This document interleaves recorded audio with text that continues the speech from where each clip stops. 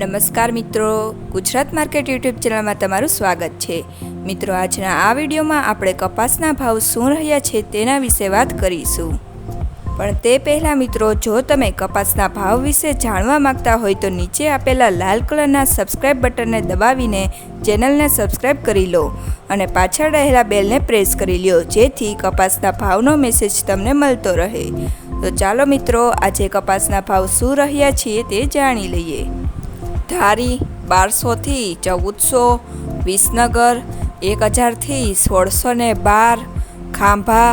1301 થી 1539, મોરબી 1350 થી 1600, વિરમગામ 1335 થી 1500, ઉનાવા 1305 થી 1604, કડી 1280 થી 1571, રાજકોટ 1425 થી 1580,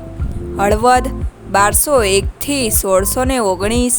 ધંધુકા 1300 થી 1532, સાવરકુંડલા 1400 થી 1570, ધ્રોલ 1015 થી 1494,